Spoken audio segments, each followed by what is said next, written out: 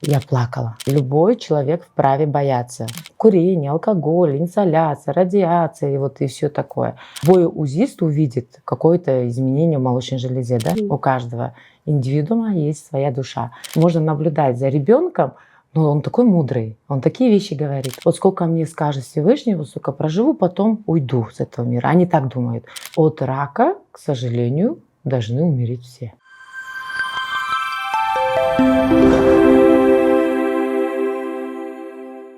Добрый день, друзья! Приветствую вас на моем YouTube-канале. Меня зовут Айнура Сагынбаева, я врач-дерматолог, косметолог, психолог, сексолог и вообще человек, интересующийся жизнью, любящий жизнь. Сегодня у нас очень интересная гостья. Если вы знаете, в последнее время я решила приглашать гостей, самых интересных, тех людей, которых я знаю в основном лично. И сегодня в гостях моя подруга, моя сокурсница, врач-онколог, мамолог, оперирующий врач Карабаева Яна Батыркуловна. Я думаю, что многие, кто когда-то сталкивался с такой страшной проблемой, как рак груди, да, может быть, сейчас сталкивается, знают Яну. Для меня Яна, Янчик, Яна. Мы вот с таких вот лет вместе учились, вместе прошла наша юность. И вот сегодня Яна вылечила сотни пациентов. Ян, привет. Привет, Айнура. Спасибо большое за приглашение. Я всегда рада тебя видеть. И для меня отрадно и гордость быть твоей гостьей. Спасибо большое. Спасибо. Во-первых, хочу сказать тебе комплимент. Ты прекрасно выглядишь. Вот этот розовый цвет, он просто отпадный. Сегодня у нас, Ян, такое интервью. Замечай, что я не обращаюсь там вы, Яна Батыркуловна. У нас женская беседа о женском. Так как мой блог идет о женском, мы будем говорить о женщинах и взгляд врача, да, на женщину. Взгляд мамы, взгляд жены, взгляд опытного доктора. Ты, наверное, за столько лет стала психологом, да? Принимая стольких пациентов, сталкиваясь с такой болью. И ты видишь разных женщин. Ну, в силу своего возраста, в первую очередь, да, профессии, находясь все-таки в такой структуре, как онкология, невозможно не быть психологом. Но, конечно, до вашего уровня мне далеко, потому что вот учить психологию именно по научной сфере я не задавалась этой целью. Моя цель была больше, наверное, помочь, и помогая людям, ты начинаешь входить в их жизненные ситуации и стараться им помочь. Ну и отчасти становишься психологом. Есть такое. Это сложно? Есть выгорание? Выгорание, как у всех профессий, это есть. Но тут уже смотря кто как выходит с этого выгорания. Кто-то отдыхом, кто-то медитацией, практиками, да, дыхательными.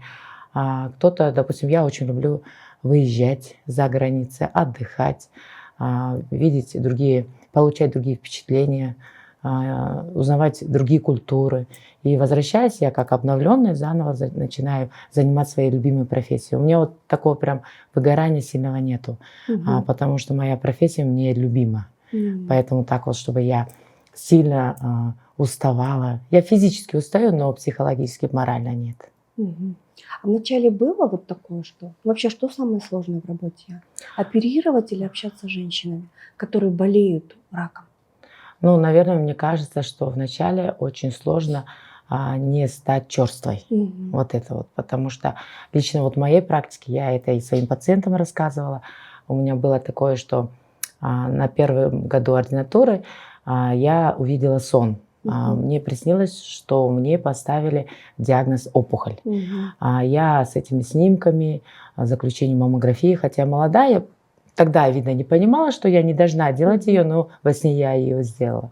Я бегала по профессорам, показывала заключение, и каждый профессор, к которому я ходила, сказали: да, тебя надо оперировать, тебя надо лечить.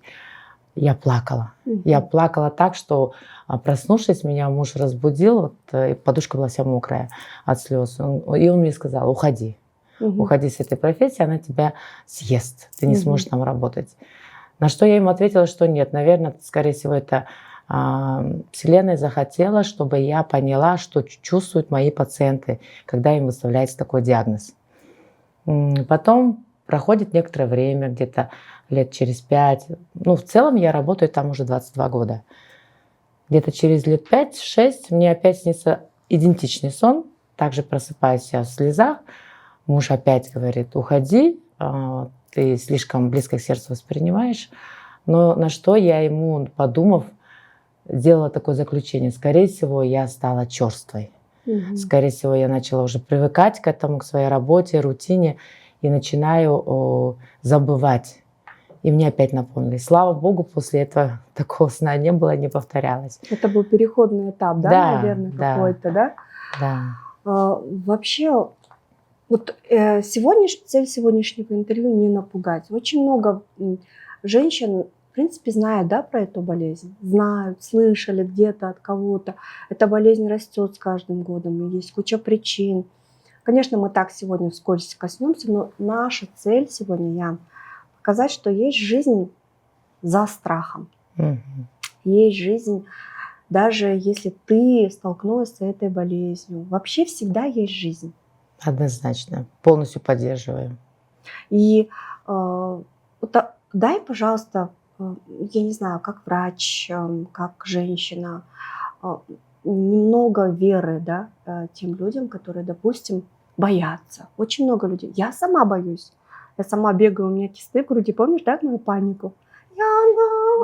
Да, еще это врачи было, пугают. да, мне это было с одной стороны, но я понимаю, да, смешно, но я понимаю, тем более смешно, почему было, потому что буквально пару месяцев назад я тебя обследовала, и у тебя было все замечательно, да, и когда кто-то сказал, и вот это вот восприятие информации, я что считаю, что любой человек вправе бояться, особенно когда что-то касаемо здоровья, ну и онкологии, да, но в данный момент вот мой совет какой?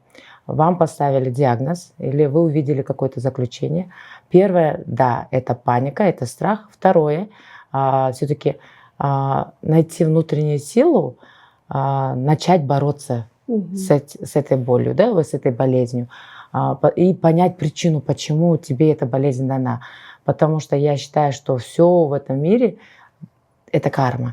Это что действие. Для чего-то? Для чего-то, чтобы ты понял что-то.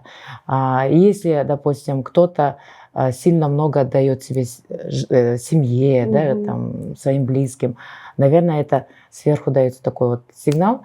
Тебе пора уже подумать о себе, больше любить себя, пересмотреть свою жизнь, какие-то сферы изменить.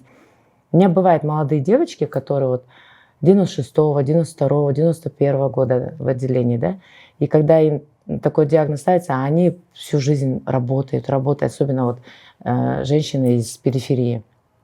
И находясь в отделении, они находятся 3 недели. Я им говорю: отдохните 3 недели. Вот когда у вас такое счастье, когда вы ни о чем не думаете, ничего не делаете, вы просто лежите и отдыхаете. И они начинают рисовать, начинают делать мозаики, начинают кто-то вязать, хотя это тоже нельзя при нашей болезни, но рисовать можно, мозаики. Да, это способствует тому, что рука начнет отекать. Гулять, то есть, ну, пересматривать. И многие это делают. И когда эта болезнь поставлена, она не для того, чтобы вас в чем-то наказать, а для того, чтобы вы что-то поняли. Вот я считаю, что это так. То есть ты все-таки связываешь ее с психосоматикой, да? Однозначно. Есть. Ну вот раз мы к этому подошли, те женщины чаще болеют, да? Те женщины, которые не любят себя, которые приносят себя в жертву и Обиды на мужа в основном. Обиды, да, на мужа, на детей, на себя, там, нереализованные какие-то, да, нереализованные какие-то мечты, которые поставила перед собой, а не достигла их. То есть их очень много. И потом есть второй момент, когда уже тебе поставили этот диагноз, ты ее приняла, ты поняла, для чего это делается, и начала это делать. Тут уже нужно все силы свои направить на восстановление. И если ты начинаешь искать причину, вот почему это произошло, и вот надо было, то это по спирали. Это будет возвращаться и возвращаться в виде метастаза, в виде других моментов. То есть надо принять болезнь, понять ее для чего и поменять свою жизнь. Вот больше, я считаю, не что так. рыться, не копаться, перестать Да, заниматься самокопанием. лучше ту энергию, которую будешь тратить на эти моменты, направь на борьбу. Получи, медицина сейчас очень вперед шагнула. Можно очень хорошие безрецидивные периоды удлинить. И есть такие примеры, когда вот диагноз такой выставляется, можно и 20, и 30 лет, и уйти не от этой болезни, там, я не знаю, сердечной патологии. Расскажите, пожалуйста, какой-нибудь такой пример, который даст какой-то, не знаю, дух, мотивацию женщинам. У меня была такая пациентка, ее звали Олимпиада. Да, вот соответствует ее духу. Это была славянского происхождения. Она была уже в возрасте, ей где-то было, по-моему, ближе к 60. И это было лет 15 лет назад она у меня была. И вот смотря на ее восприятие жизни, смотря на ее оптимизм, она говорила, я буду жить, у меня будет все хорошо. И слава богу, у нее до сих пор все хорошо, понимаете? Сколько лет прошло? 15 лет где-то. Вот периодически она приходит на прием, я ее вижу. И каждый раз, когда она приходит, у нее даже есть такое, я Валентина Терешкова, я долечу до космоса. И вот это дух несломленный. И человек ни разу не паниковал, ни разу не опускал руки. Это сильная женщина, но это надо иметь еще такой дух. Да, это... А вообще рак выбирает, Ян? По возрасту, Вот чисто по твоим наблюдениям, может быть, нету такой официальной статистики, да, но, может быть, ты сама что-то заметила. Возраст, социальное положение, место жительства, не знаю, принимали какие-то контрацептивы, не принимали, часто болеющие, не часто болеющих. Есть у тебя какие-то наблюдения? Именно рак груди? Да, в целом, конечно, есть предрасполагающие факторы. Их в интернете очень много, и это в широком доступе, можно прочитать, посмотреть, начиная от ранней половой жизни, там, ранней месячной менархии, да, наоборот, курение, алкоголь, инсоляция, радиация и все такое. Но вот по моему наблюдению очень много из Кульской области пациенток. Я это связываю все-таки с радиацией, как ни крути, там очень много радонов, да, вот этих источников. Потом очень много с юга. Я это связываю с тем, что там численность населения все-таки большой, поэтому только из-за этого концентрация. Да. Ну и по возрастным категориям сейчас он очень помолодел. Очень помолодел сейчас. Моя самая ранняя пациентка, это было 14 лет. Да, но там больше была лимфосаркома, и она была прежде из Казахстана. А в Кыргызстане самая молодая пациентка, 24 года, с раком молочной железы.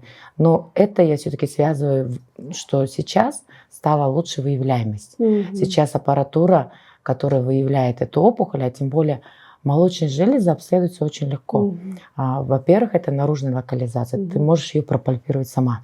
Опухоль, если она уже есть. Очень много, да, доступных методик? Да, абсолютно. Вот для ранней диагностики. Потом ультразвуковое исследование. Это такой метод, который он никогда не навредит организму.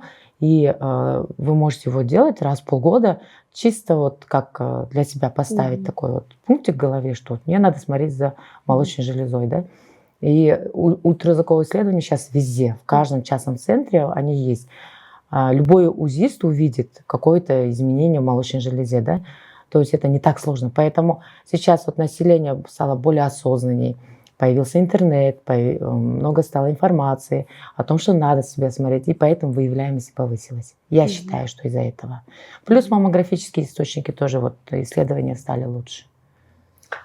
Ну, надеемся, что нету такой конкретной причины, да. Я вообще больше, я же очень увлекаюсь психологией, и все-таки я думаю, что очень большое, может быть, не ведущее, да, но очень большое значение психосоматика вообще в медицине играет огромную роль.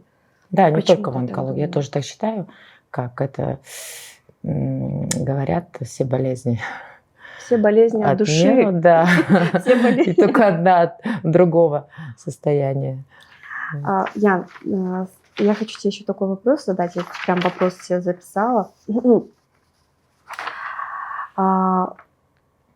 Вот ты каждый день видишь женщину на операционном столе, Мгм. да? Ты видишь женское тело разное. Ну, ты, наверное, на него смотришь уже как на материал, да? Потому что, ну, Мгм. это твоя работа. Если ты будешь каждый раз видеть и думать, чувствовать как человек, наверное, работа не пойдет. Но изменилась ли твоя женственность, твое восприятие реальности в связи с твоей профессией? Тут ты режешь каждый день, вытаскиваешь эти Ну, опухоли. да, интересный вопрос. Вот сейчас задумаюсь об этом. Я, наверное, предполагаю, что я уже создана Всевышним, больше похожа на с мужской энергией сама Мгм. по себе, потому что Мгм. я а, те люди, которые мое окружение меня знают, они уж точно меня с женственностью не связывают. Ян, я не скажу, иначе бы ты не смогла жить со своим мужем. Тогда он женщина? Нет, Нет, конечно. нет, но я к тому, что я старшая сестра 3 братьев, и, Мгм. соответственно, изначально я уже была как такая вот с таким характером. Потом, наверное, профессию хирурга я выбрала тоже не просто так. И моя женственное начало больше заключается, наверное, на внешних факторах, а внутренний стержень он у меня все-таки такой более мужской, я так считаю. Может быть, Ты взяла самый лучший мужчин. Реальность, трезвый взгляд, ну, практичность. да, практичность, точность, в том плане, что еще ответственность. Но вот я чуть-чуть не согласна с формулировкой вопроса в начале. Когда ко мне пациент приходит, для меня каждый пациент индивидуален. И Мгм. сказать, что вот я по шаблону их лечить буду, нет. То же самое, что касается и операции. Мгм. А когда приходит пациент, есть огромное желание помочь как в медицине, но при этом не терять эстетику. Мгм. Наверное, вот там я проявляю свое женское начало, потому что М. грудь– это тот орган для женщины, который Ты очень-очень… понимаешь, как женщина, как это важно. Да, это очень важно и не зависит от ее возраста. Абсолютно. Это тоже касается и пластической хирургии. Да? Многие женщины вот говорят, ой, зачем ей идти на пластику, ей уже за 60, за 70. Да? Но при этом я считаю, что мы не имеем права Мгм. осуждать, как-то говорить об этом, да? Потому что человек сам внутри это чувствует, что это ему нужно. То же самое касается груди. Когда, допустим, я после удаления тотальной вот радикальной мастомии груди накладываю косметику. И вначале, когда я начала это делать, немногие хирурги это делали, и у меня вопрос даже со стороны медперсонала возникал. Вот зачем вы это делаете? Она ваша знакомая? Или она вам что-то дала? Или Нет, она я вас просто попросила? хотела. А я это очень захотела, потому что женщине приятно смотреть на свою даже послеоперационную рану, при этом нету молочной железы, но она аккуратно зашита, понимаете? Это очень важно. И потом второй фактор на меня повлиял. Почему это делают ближайшие страны? Это в России, это делают в Казахстане, а мы накладываем, вот, ну и вот ей за 60, вот, Мгм. ну вот как есть, так есть. Мгм. То есть вот эту эстетическую сторону не рассматривали. Ну, это очень важно. Очень Это важно, очень да. важно. Ох, я тебя прекрасно понимаю. Я бы тоже, наверное, так же делала, потому что мы женщины. Мы Конечно. лучше всех понимаем других женщин. Такой вопрос. Как ты думаешь, когда, вот совсем не из области медицины, вопрос к тебе как человеку, когда женщина по-настоящему начинает любить свое тело? В каком возрасте? Когда? Мгм. Философский вопрос. Но я считаю, что у каждого человека, независимо женщина или мужчина, есть какой-то уровень, но это уже, наверное, не медицина, это больше мое ощущение, Мгм. мировоззрение, что есть души. Мгм. У каждого индивидуума есть своя душа. И эти души, да простит меня Всевышний, я считаю, что Всевышний многолик. И вот одна из есть интересных вот направлений– это буддизм, да? Когда у каждого человека есть душа какая-то, и эта душа определяет ее мудрость. Мгм. Либо душа вот только начала жить в теле, либо она уже прожила много жизней. Да? И мне кажется, от этого и осознанность людей, даже Мгм. при рождении. Почему? Потому что вот можно наблюдать за ребенком, но он такой мудрый, он такие вещи говорит, он такие вещи делает, да? И ты поражаешься, что я там, проживший столько-то десятков лет, но не могу додуматься до такого элементарного, как она, да? Мне кажется, это определяется вот именно тут. Реинкарнация. Ну, да, Что-то типа да, связано. больше к этому. Поэтому я считаю, что осознанность, приятие себя как вот своего тела, любви у всех разные. и зависит от уровня души, внутри души. Вот мое мировоззрение такое.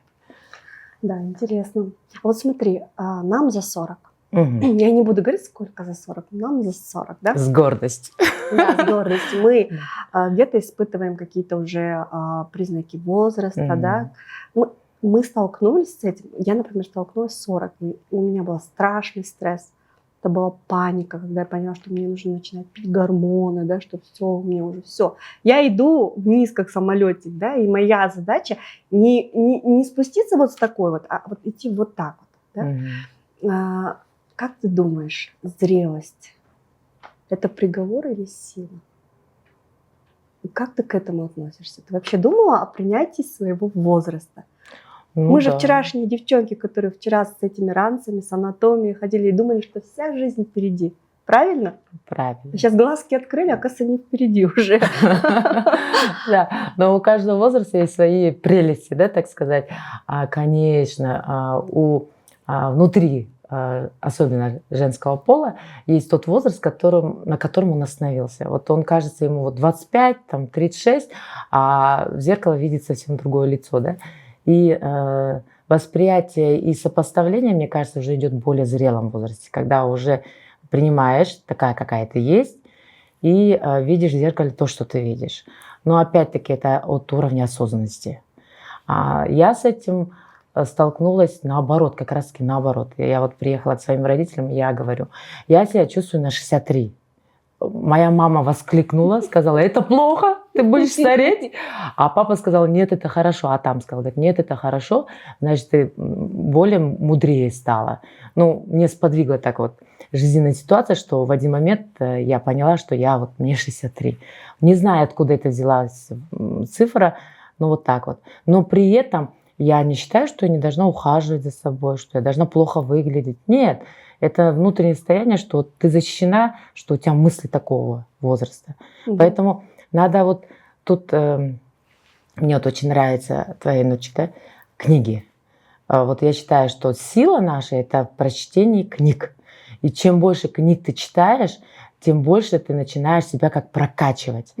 И чем больше авторитетных книг, вот именно те, которые при этом самые авторитетные, это, конечно, вот Коран, Библия и так далее, да, вот такие вот уже религии. Но даже читая, вот, допустим, определенного автора, ты не можешь утверждать, что он говорит правильно, потому что он говорит от своего мировоззрения. Но опять-таки берешь с одной книги что-то, с другой книги что-то. Бывает, целую книгу прочитаешь, да, и какую-то только фразу берешь, да. Поэтому вот я считаю, что читать надо, прокачивать себя надо, и с каждого возраста брать что-то вот что-то свое хорошее, да. А вот смотри, только хорошее. Мы заговорили о принятии, да? Принять рак, Мгм. что это не приговор, принять возраст. Есть ли какие-то характеристики в женщинах, которые умеют принимать обстоятельства жизни, болезнь, возраст? Дай мне вот 3 характеристики. Какая это женщина? Ты же сталкиваешься очень много с такими женщинами. Те, которые умеют принимать это не значит говорить, да, все, я вот умру. Нет. Принимать это как обстоятельства. Ну, я считаю, что это уверенная в себе женщина. Так. Уверенная в себе, это значит уверенная в своих силах, в своих способностях и своих трезво оценивающая свое окружение, свои возможности. Когда такая женщина, то она принимает это, ну да, эта болезнь мне пришла, у меня много таких пациентов. Да, эта болезнь мне пришла, но они это воспринимают как поход к дантисту. Даже такое бывает. К дантисту ходят не все, не все любят, да? Многие даже избегают. Но надо. Либо зуб будет болеть, а это адская боль, да? То же самое воспринимает эту болезнь. У меня есть такие пациенты, которые, да, она мне пришла, я ее приму, я буду с ней лечиться. И как данность, да? Как данность, да. То есть это трезвый ум, понимание. Потом характеристика, наверное, ответственность все-таки по отношению к своему окружению. Потому что эта болезнь, она она не болит. Вот в чем ее коварность, она не болит. И многие думают, ну вот я не буду трогать опухоль, она будет у меня сидеть, и ничего страшного, да. И я потом, вот сколько мне скажет Всевышний, вот сколько проживу, потом уйду с этого мира. Они так думают. Но они не предполагают, что таким образом, не начиная бороться с ней рано, эта опухоль просто сидеть не будет. Она потом принесет столько много вреда самому человеку и своему окружению.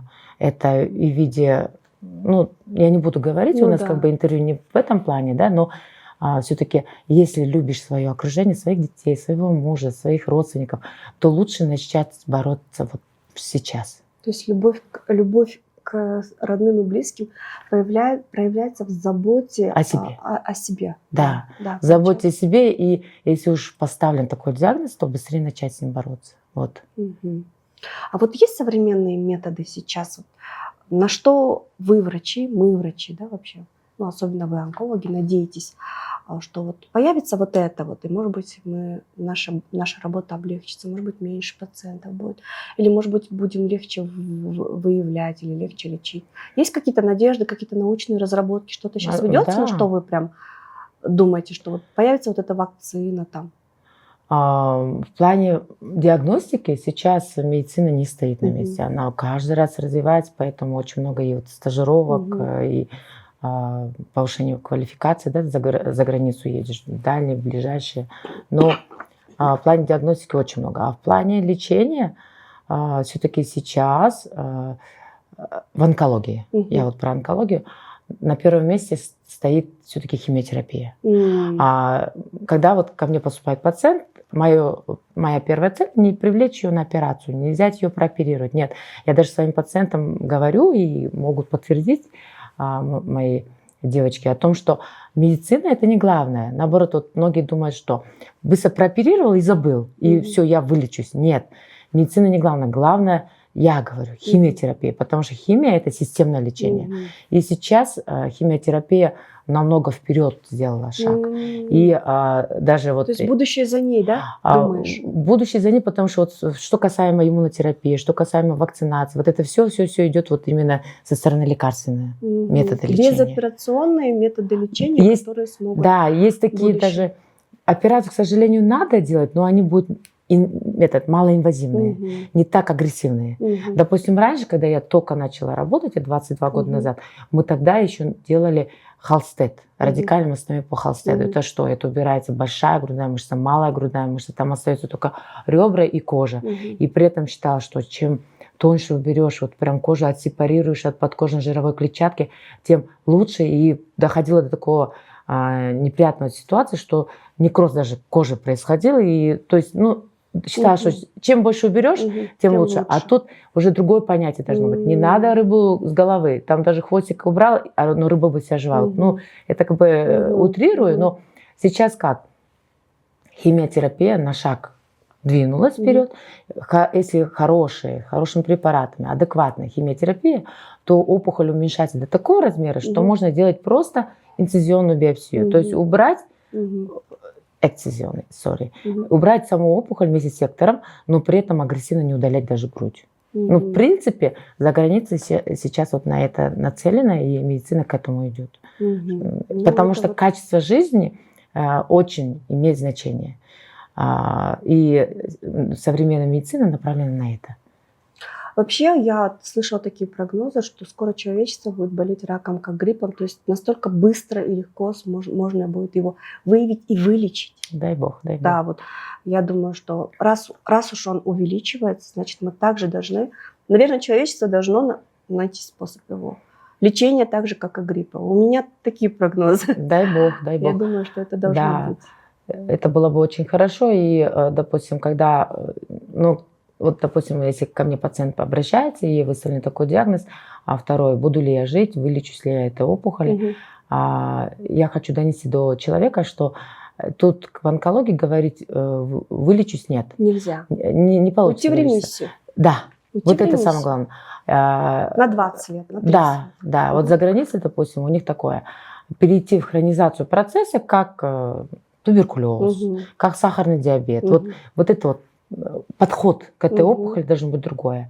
И каждый раз, потому что у нас диспансеризация идет, пациент приходит каждые 6 месяцев, потом до этого 3 месяца, и на обследование, чтобы мы не находили рецидивы. Вот это вот наша цель. У меня есть знакомая, с такой вопрос зародился.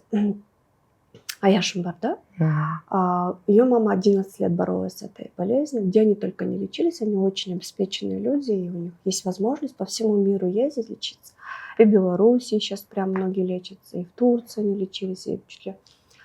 И в конце ее мама ушла все-таки. Я это о том, что я недавно еще и пост читала, что женщина одна пишет, блогерша, говорит: вы знаете, этой болезнью болеют все. Даже если ты сидишь на Бали, медитируешь сутками, да, вообще без стресса, если ты питаешься только авокадо там, и так далее. Даже если ты миллионер, даже если ты миллиардер. Стив Джобс. Да.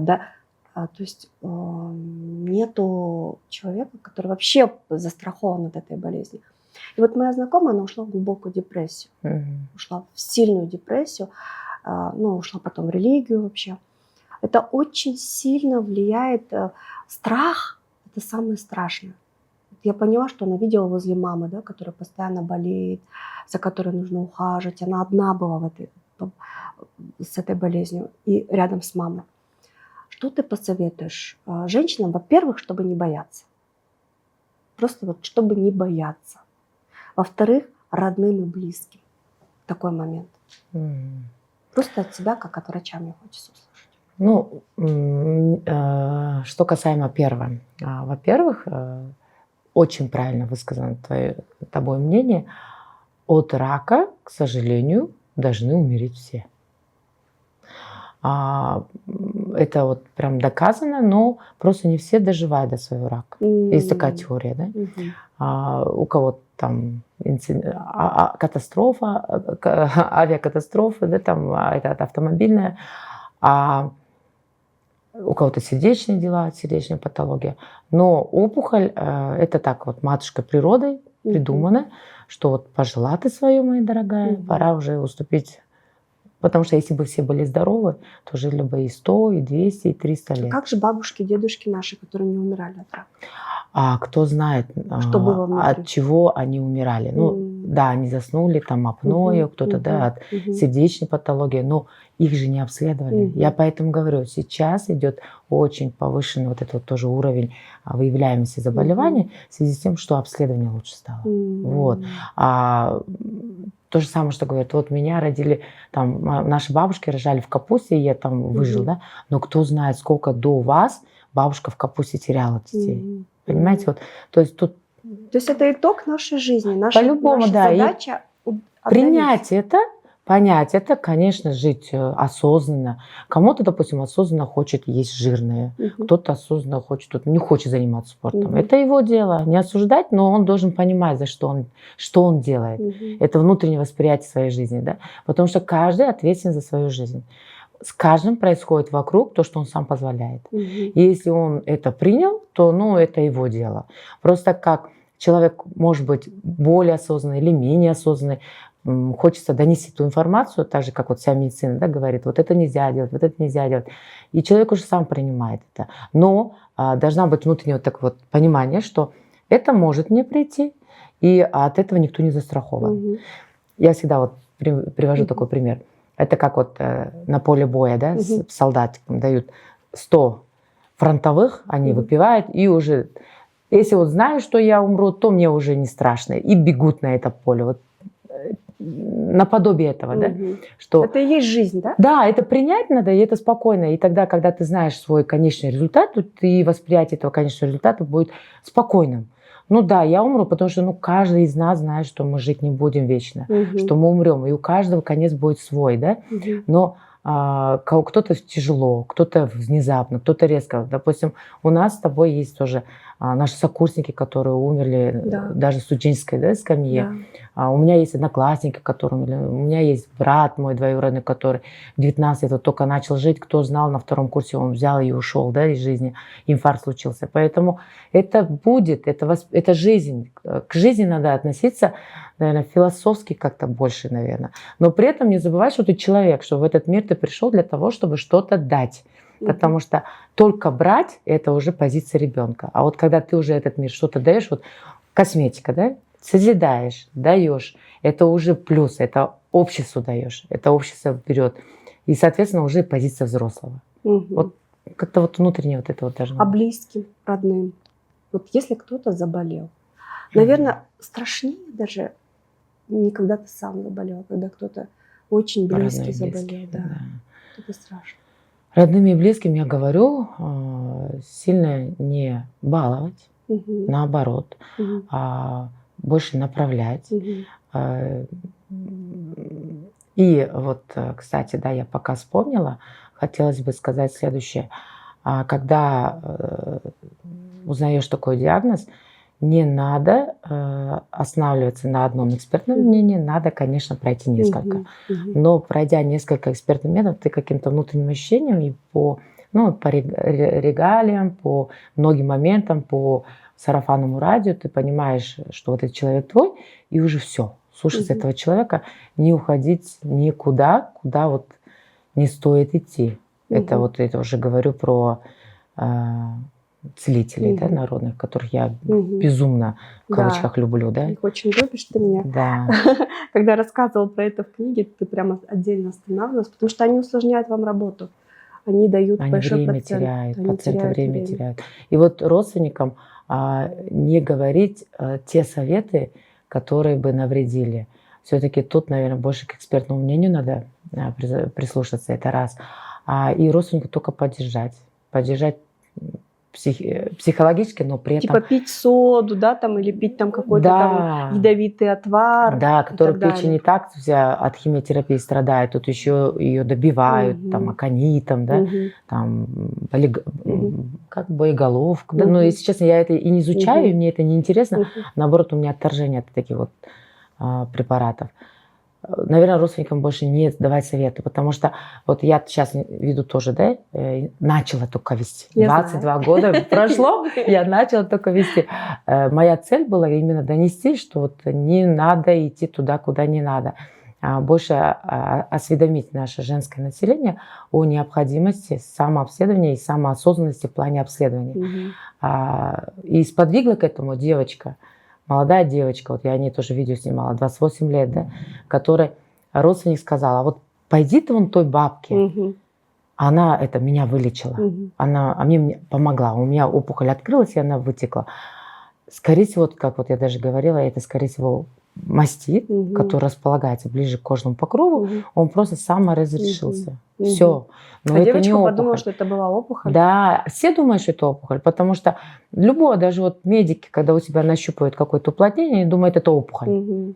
Правильно? Да. А опухоль, вот уплотнение, то есть не опухоль, уплотнение есть очень много видов. Он многолик, поэтому каждый пациент индивидуален. Это может быть и киста, это может быть и атерома, это может быть и мастит, это может быть и лактостаз, то есть это может быть опухоль, тоже может быть доброкачественная, злокачественная. То есть внутрипротока папиллома тоже иногда пальпируется возле соска. То есть миллион разновидностей.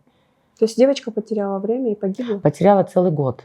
И когда ее уже начали водить по маммологам города Бишкек, все отказывались от нее, потому что у нее гемоглобин был 58, ее 4 человека поддерживали, она была истощена, она была ослаблена, и опухоль раскрылась, и вот опять-таки, когда она раскрывалась, и бабушка говорила, не иди к врачам, а это вот оно сейчас вытечет, сейчас все пройдет, а это был просто банальный распад.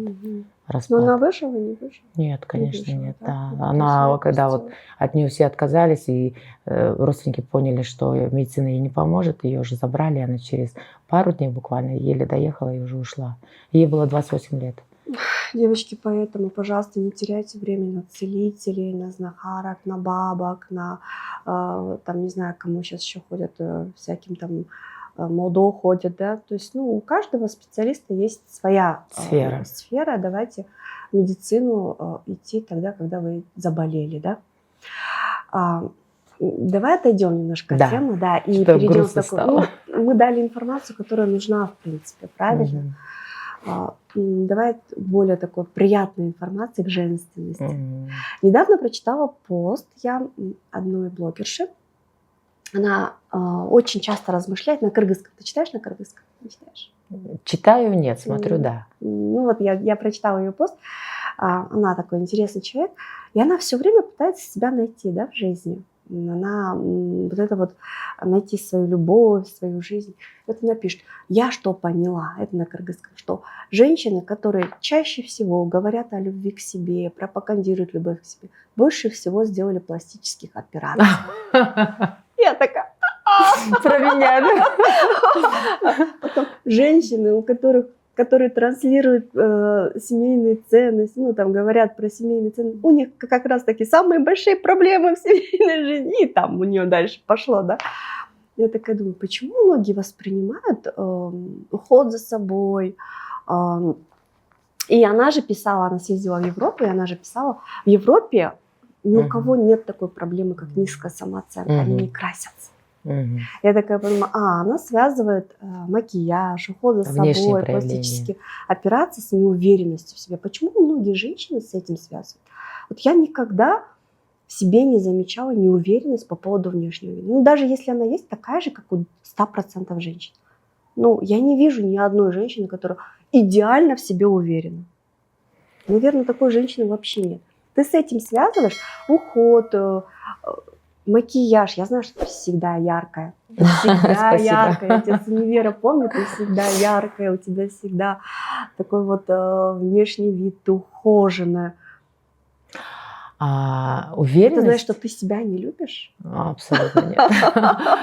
Не принимаешь такой, какая ты есть, без макияжа? Нет. Я считаю, что как раз уверенность проявляется в том, что ты транслируешь в этот мир себя самодостаточной, уверенной, красивой девушкой. Вот почему я должна быть полная, неухоженная и при этом говорить «я уверенная». Но это же опять-таки нет, абсолютно нет.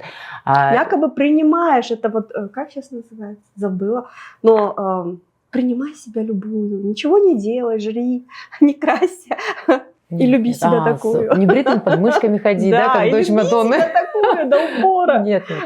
Я считаю, что это абсолютно неправильно и неверно. Меня создал Всевышний уже уверенность с рождения. Мой папа всегда говорил, ой, доча, говорит, ну ты, говорит, да, симпатичная, говорит, ты симпатичная. Вот если он увидит, вот, он будет смеяться, что это его слова. Он говорит, ты симпатичная, говорит, вот из 10 баллов, говорит, ты займешь, наверное, 7, 8. Это папа говорит? Да, он у меня трезвый, он у меня философ, он у меня классный. А тут ты, говорит, ведешь себя так уверенно, что на все 10 еще с плюсом.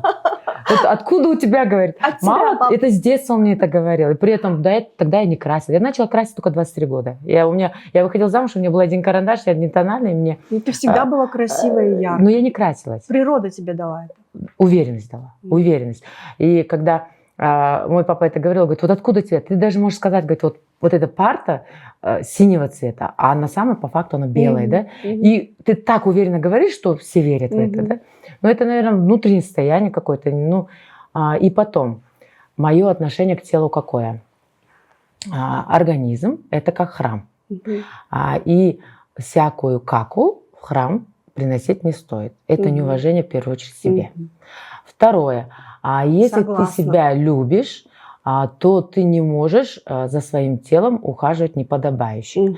Потому что если ты успешная тут, как может ты быть, внешнее проявление быть такого порядка, что ты не уважаешь себя, да, но при этом успешным быть в другой сфере. Все-таки успешность, мне кажется, больше проявляется в том, что ты себя показываешь, что ты себя любишь. И как раз таки ухоженная, не обязательно много краситься, не обязательно там делать миллион пластических операций. Но если ты считаешь, что это тебе нужно, почему нет? Я всегда за. Мои пациентки, когда приходят, говорят, вот мы хотим сделать мамопластику, да, можно, нельзя. Я как мамолог перед мамопластикой, слава богу, сейчас мнение пластических хирургов поменялось, так как раньше сразу брать на операцию так не делают. Обследуют, потом обязательно нужна консультация мамолога. И потом я даю разрешение на операцию, да. И у меня спрашивают, а вот вы думаете, как на грудь это повлияет? Можно ли делать мамопластику? Вообще, как оно влияет? Мамопластика влияет как-то? Было время, я читала исследование, было какое-то, что вызывает рак груди. Насколько это... Ну, пластическая хирургия тоже на месте не стоит. Сейчас те импланты, которые были раньше и которые сейчас, это небо и земля, да. А потом прям такого вот, что 100% импланты приводят к раку, нет. А у меня даже вот видео есть в моем инстаграме, да, это больше приводит, наверное, хуже диагностика проявляется. Диагностику ухудшает. Но к раку не приводят. Тут у меня стажировка была в Герцена, и там, когда мне так повезло, за 2 недели я столько разных операций увидела. И одна из операций была, убирали капсулу, имплант потом обрастает капсулу. Эту капсулу периодически, ну не то, что периодически, надо ее убирать тогда, когда она вызывает какие-то изменения, плотность, там, воспаление. Убирая, там нашли лимфому. А это редко крупноклеточная опухоль, которая вот именно имплант вызывает. Но это через много-много лет. Там через 2, 3, 4, 5 лет, да? И то не у всех. Крайне редко. И только на одни виды, да, имплантов, не на все виды имплантов. То есть из-за этого и потом опять возвращаемся к началу нашего разговора. Осознанность. Если ты идешь на это, ты должна понимать, что ты идешь на какой-то риск. Это осознанный шаг, да. Потому что ты идешь ради красоты, носить купальники, носить там, я не знаю, красивые платья без бретелек и при этом эффектно выглядеть. Ну тогда за что-то надо как-то платить. Но не таком элементарно. Вот все, что не делать, все риск. Согласитесь? Да, все риск. Поэтому даже ребенка рожать ты идешь. Это тоже большой риск. Но ты же осознанно идешь. Ты же знаешь, что вот мне нужен ребенок, и если что-то случится, будет вот так вот плохо, но я иду осознанно. То же самое касается и имплантов. К сожалению, вот сейчас в последнее время тенденция в нашем обществе во всем винить врача, да, и я иногда думаю, почему наше общество такое неосознанное стало. Вот она идет в роддом, роженица умирает, виноват врач, всегда виноват врач, да. Люди не понимают, что они сами рискуют, что любое вмешательство, даже любой укол – это риск. Нет никаких гарантий, даже если врачи перестрахуются, что… Сейчас на бытовую технику гарантии не дают. Я недавно вафельницу купила, мне дали на 2 дня. Я не успею приготовить. А почему-то врач должен давать. Это прям вот обязан давать. Но это, мне кажется, больше постсоветское вот это вот мышление. Вот советское мышление было такое, что все бесплатно должно быть, что вот врач, он обязан всем все подряд. Вот это вот, мне кажется, больше оттуда мышление. Сейчас, вот, допустим, за границу поедь, там, чтобы попасть на прием к врачу, по полгода ждут. У меня даже есть пациентка онкологическая, она в Канаде жила, да, она оттуда переехала, она мужа там оставила, она уже много лет там жила, но у нее выявили опухоль, и она приехала здесь химию получала, туда поехала для оперативного вмешательства. Она посчитала, нужно там сделать. Окей. Она там сделала, но опять-таки у нее какие-то там изменения, какие-то боли. Она не смогла попасть на прием. Да. Потому что appointment там сколько? Полгода, 3 месяца минимум. И она уже оттуда приехала сюда. Потому что здесь можно прям пинком пинать, вот как говоришь, и заходить к врачу. И писать, и днем, и ночью. И снимать на телефон. Ну, это больная тема нашего общества. Да. Так далее. Может быть, общество само себя и наказывает, да, тем, что такое отношение к врачам. И в будущем, наверное, у нас будет как и Канада. Да? Для того, чтобы поднять статус врача, наверное, создать дефицит врача надо. И, видимо, общество само создает этот дефицит. По-моему, я так думаю, что все само так, к этому идет. Да. Ян, вот такой вопрос. Как ты сама ухаживаешь за своим здоровьем? Что ты делаешь? Что ты просто, коротко очень. Окей. Что ты делаешь? Коротко. Я стараюсь ложиться рано. С 9 до 12 стараюсь уже спать, потому что каждый минус час к 12 это значит, что я не отдыхаю психологически. Второе, я стою утром тоже рано, в 5. Потом понимаю, что у меня времени нет в течение дня заниматься каким-либо физическим упражнениями, я занимаюсь это утром. Не каждый день, 3 раза. Я тебе писала в 5, или ты мне ответила? Думаю, неужели кто-то, как я, в 5 стою? 5, потом где-то, буквально 15-20 минут, этого достаточно, чтобы держать свой организм в тонусе, это лимфодренаж, и в целом это классно. Отеки на лице уйдут именно, если будет 15 минут заниматься утром. Потом я, как сказала, я храм. Соответственно, я все подряд есть не люблю и не хочу. И потом у меня есть один день недели, я когда только воду пью, 24 часа. Что у меня еще? Потом я ем немного, совсем вот, и между приемом пищи выдерживаю 5-8 часов. Вот. И самое главное, когда мои девочки приходят, они полненькие, да, и я говорю, вам похудеть надо, потому что жировая ткань плохо влияет на опухолевые клетки. Не есть и не пить вместе. То есть я ем. Не разбавлять желудочную. Абсолютно. А жидкость, любой вид жидкости поступает в организм только через 30-40 минут либо до, либо после приема пищи. Вот. Отлично. Это очень легко, совет. это абсолютно легко. Кстати, вот перерыв между приемом пищи я тоже начала в последнее время соблюдать и прям заметила, стало намного легче, намного легче. И чем больше ты вот это вот соблюдаешь, организм просто поступает тяжелая еда, она начинает работать на эту еду, и он не отдыхает. А когда в организме нету еды, у меня вот многие замечают, покушали сразу, инертный. А когда в организме нету еды, тогда есть энергия, которую хочешь созидать. Да, вот. Да, согласна. Особенно в твоей работе, многочасовые операции. Ян, ты знаешь, что мы производим косметику? Да? Наверное, наверняка знаешь. И, тебе одну из самых первых, да, я дарила крема. Тебе нравится наша крема? Очень, очень понравились, особенно вот ультра увлажняющий крем. Ультраувлажняющий, тебе нравился? Мне очень понравилось, потому что, ну, у меня такой, опять-таки, Всевышний создал, у меня чуть сухая кожа, и поэтому мне надо экстра ее увлажнять. Вот мне очень он понравился. Мы сейчас доработали тюбики, доработали формулы. Мы сейчас вышли немножечко на другой уровень. Это было, знаешь, лет, когда я тебе первый раз дарила? Лет 6-7? 8 лет назад, тогда был и внешний вид совсем другой. Да. Он больше вот был такой вот. Да, мы начинали. Да. Сейчас я хочу тебе тоже подарить наши крема. Сейчас моя ассистент принесет. У меня ассистент просыпается сегодня. Вот. Ну, мы же с тобой рано встаем. Да. Не обязаны все остальные, не осуждай. Дети спят еще. Вот. И такой вопрос. Ян, вот когда ты слышишь доктор Саганбаева, косметика, которая лечит кожу, как врач? Я очень доверяю. Почему? Потому что я считаю, что вот каждый должен работать в своей сфере. Первое, много-много лет назад я занимаюсь, то есть пользуюсь ботоксом, ну, лет 20 точно. И когда, помнишь, я к тебе ездила, и ты мне делала, у тебя начало идет именно с медицины, во-первых, во-вторых, с косметологии. Поэтому человек, работая в этой сфере, не может не знать, насколько это полезно. Я не красилась, и я кремами не пользовалась. И когда я им хотела пользоваться, моя мама говорила, не надо, кожа будет стареть. Ну, до определенного понимания. Потом сейчас мама, папа, наоборот, у меня спрашивает, какой крем мне купить? То есть начинаешь понимать, что это необходимость. Это нужно и необходимо. Особенно SPF. Правильно. И SPF. Ты как мамолог, прям, наверное, больше всего, да, предпочитаешь SPF? Ну, это против пигментных пятен, против старения кожи. Все-таки любая женщина хочет продлить свою молодость. Да, согласна. Это абсолютно. уход за собой. Вот я хочу, чтобы ты прям сейчас открыла, посмотрела, дала оценку, насколько изменился наш бренд.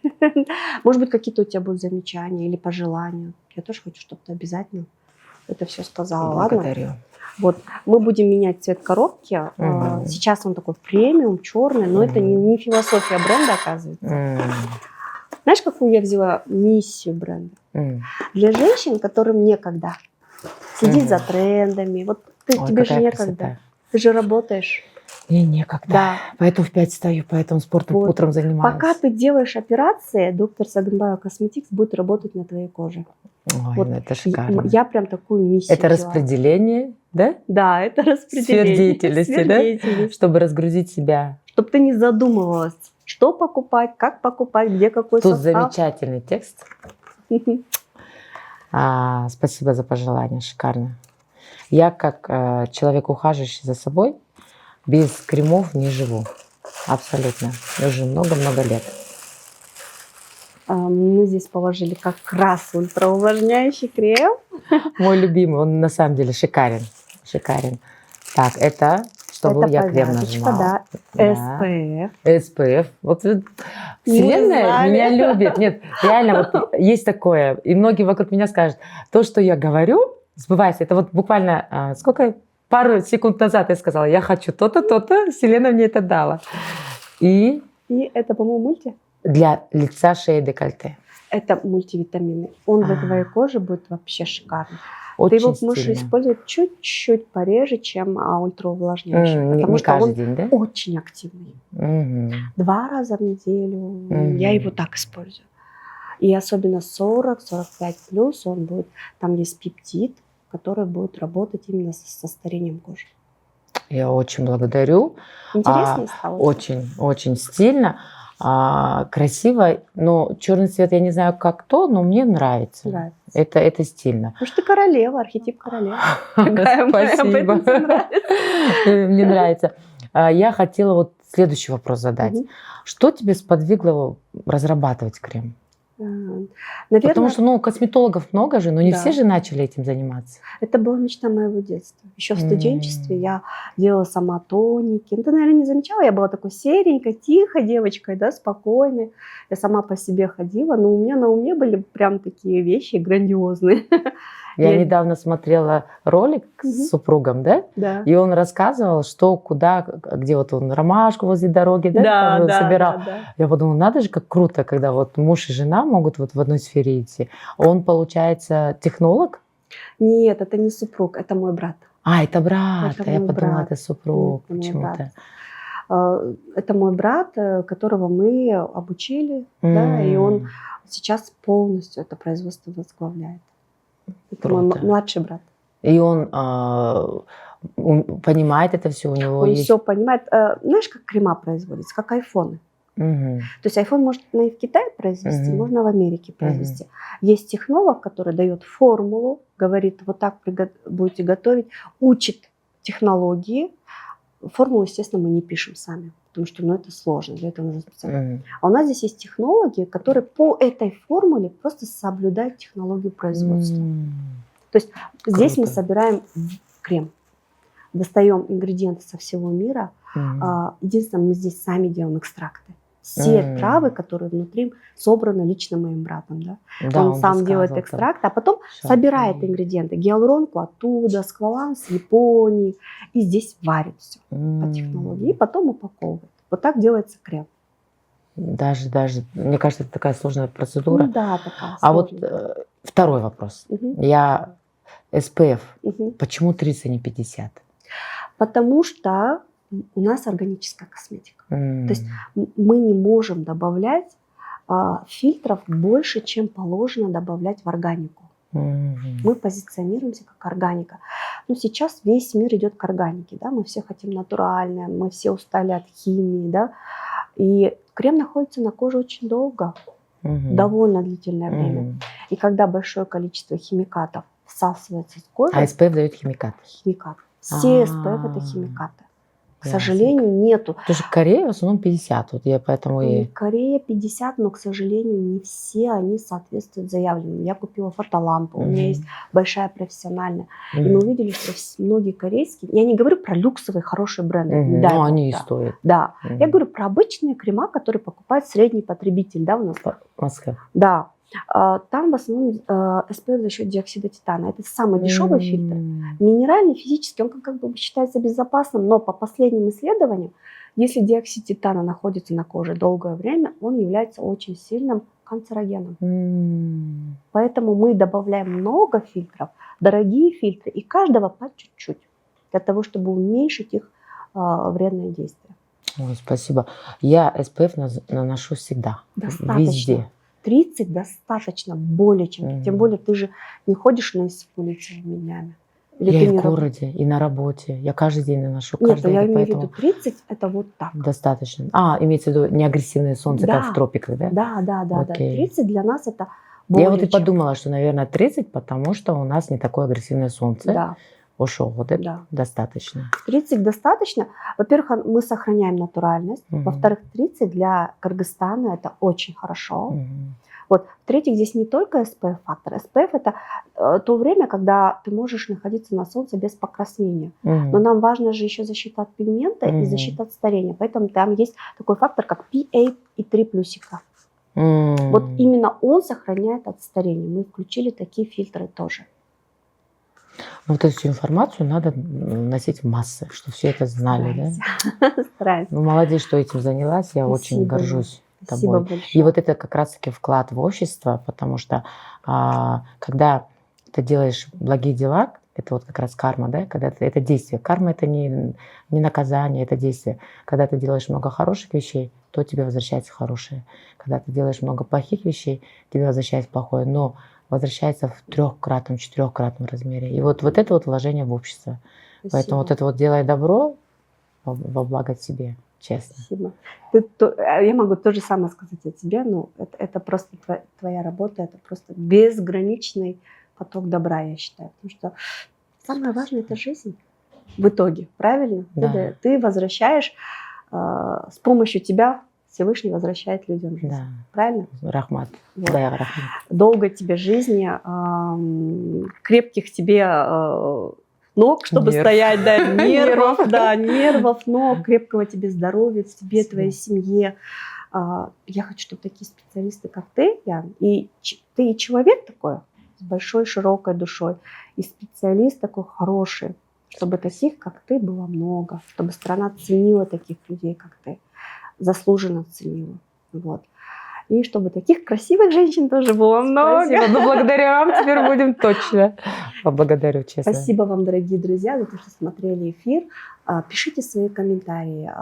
Кто хочет попасть на прием к Яне, Яна работает в Национальном центре онкологии и гематологии. Пожалуйста, обращайтесь.